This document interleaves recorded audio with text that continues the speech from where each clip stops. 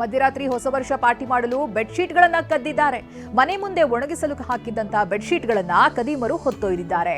ದೊಡ್ಡಬಳ್ಳಾಪುರ ತಾಲೂಕಿನ ಚಿಕ್ಕ ಬೆಳವಂಗಲ ಗ್ರಾಮದಲ್ಲಿ ಘಟನೆ ನಡೆದಿದೆ. ಬೆಡ್ಶೀಟ್ ಕದಿಯುವಂತಹ ದೃಶ್ಯ ಸಿಸಿಟಿವಿಯಲ್ಲಿ ದಾಖಲಾಗಿದೆ. ಧಾರವಾಡದ ಹೊರವಲಯದ ಗೋವನಕೊಪ್ಪದ ಬಳಿ ಕಣ್ಣಿಗೆ ಕಾರದ ಪುಡಿ ಎರಚಿ ದರೋಡೆ ನಡೆಸಲಾಗಿದೆ. ಆದಿಲ್ ಮಸ್ತಾನವಾಲಿ ಎಂಬುವರಿಗೆ ಸೇರಿದ 1,80,000 ರೂಪಾಯಿ ಹಾಗೆ ಬೈಕ್ ಅನ್ನ ದರೋಡೆಕೋರರು ಹೊತ್ತೊಯ್ದಿದ್ದಾರೆ. ಮದುವೆಗಾಗಿ ನಿನ್ನೆ ಬ್ಯಾಂಕ್ನಿಂದ ಸಾಲ ಪಡೆದಿದ್ದಂತ ಆದಿಲ್ ಹಣವನ್ನ ಬೈಕ್ ಡಿಕ್ಕಿಯಲ್ಲಿಟ್ಟಿದ್ರು. ಹುತಾತ್ಮ ಯೋಧ ದಿವಿನ್ ಪಾರ್ಥಿವ ಶರೀರಕ್ಕೆ ಇಂದು ಸ್ವಗ್ರಾಮ ಮಡಿಕೇರಿಯ ಆಲೂರು ಸಿದ್ದಾಪುರದ ಪ್ರೌಢಶಾಲಾ ಮೈದಾನದಲ್ಲಿ ಅಂತಿಮ ನಮನ ಸಲ್ಲಿಸಲಾಯಿತು. ಮುಖ್ಯ ರಸ್ತೆಯಲ್ಲಿ ಯೋಧ ದಿವಿನ್ ಪಾರ್ಥಿವ ಶರೀರದ ಮೆರವಣಿಗೆಯನ್ನು ನಡೆಸಲಾಯಿತು. ಸಾವಿರಾರು ಜನರು ದಿವಿನ್ಗೆ ಅಂತಿಮ ನಮನ ಸಲ್ಲಿಸಿದರು. ಮೈಸೂರು ಜಿಲ್ಲೆಯಲ್ಲಿ ತನಗಿಂತ 15 ವರ್ಷ ಹಿರಿಯವನಾದ ಉಪನ್ಯಾಸಕನ ಜೊತೆ ಬಿಎಡ್ ವ್ಯಾಸಂಗ ಮಾಡ್ತಾ ಇದ್ದಂತ ವಿದ್ಯಾರ್ಥಿನಿ ನಾಪತ್ತೆಯಾಗಿದ್ದಾಳೆ. ಇಬ್ಬರು ಪರಸ್ಪರ ಪ್ರೀತಿಸ್ತಾ ಇದ್ದಂತ ವಿಷಯ ತಿಳಿದು ಹೆತ್ತವರು ವಿದ್ಯಾರ್ಥಿನಿಯನ್ನ ಮನೆಯಲ್ಲೇ ಇರಿಸಿಕೊಂಡಿದ್ರು. ಆದರೆ ಸರ್ಟಿಫಿಕೇಟ್ ತರುವುದಾಗಿ ಹೇಳಿ ಹೋದ ಪೂರ್ಣಿಮಾ ಎಸ್ಕೇಪ್ ಆಗಿದ್ದಾಳೆ. ಬೀದಿ ಬದಿ ಸೊಪ್ಪು ಮಾರಿ ಜೀವನ ಸಾಗಿಸ್ತಾ ಇದ್ದಂತ ವಿದ್ಯಾರ್ಥಿನಿಯ ಹೆತ್ತವರು ಕಂಗಾಲಾಗಿದ್ದಾರೆ.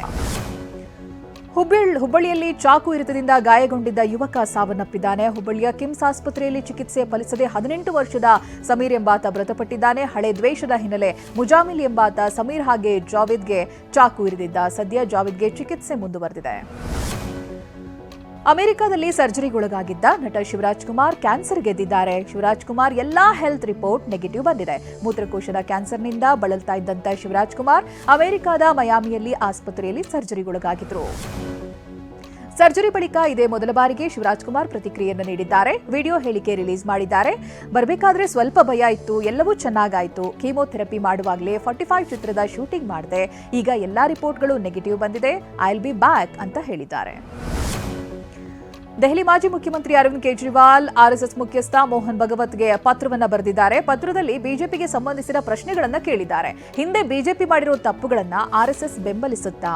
ಬಿಜೆಪಿ ಬಹಿರಂಗವಾಗಿಯೇ ಹಣ ವಿತರಣೆ ಮಾಡುತ್ತೆ, ಮತ ಖರೀದಿಗೆ ಆರ್ಎಸ್ಎಸ್ ಬೆಂಬಲಿಸುತ್ತಾ ಅನ್ನುವಂತ ಪ್ರಶ್ನೆಗಳನ್ನ ಆರ್ಎಸ್ಎಸ್ ಮುಂದೆ ಇಟ್ಟಿದ್ದಾರೆ. ದೆಹಲಿ ಮುಖ್ಯಮಂತ್ರಿ ಆತಿಶಿ ಹಾಗೆ ಲೆಫ್ಟಿನೆಂಟ್ ಗವರ್ನರ್ ನಡುವಿನ ಜಟಾಪಟಿ ಮತ್ತೆ ಭುಗಿಲೆದ್ದಿದೆ.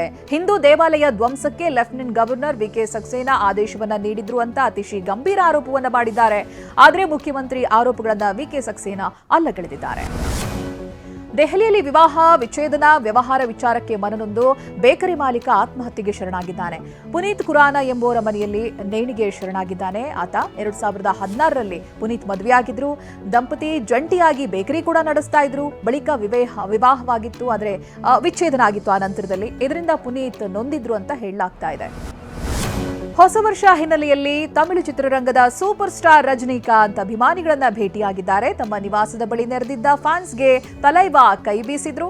ಈ ವೇಳೆ ಅಭಿಮಾನಿಯೊಬ್ಬರು ತಂದಿದ್ದಂತ ಪುಸ್ತಕವನ್ನ ರಜನಿ ಸ್ವೀಕರಿಸಿದ್ರು.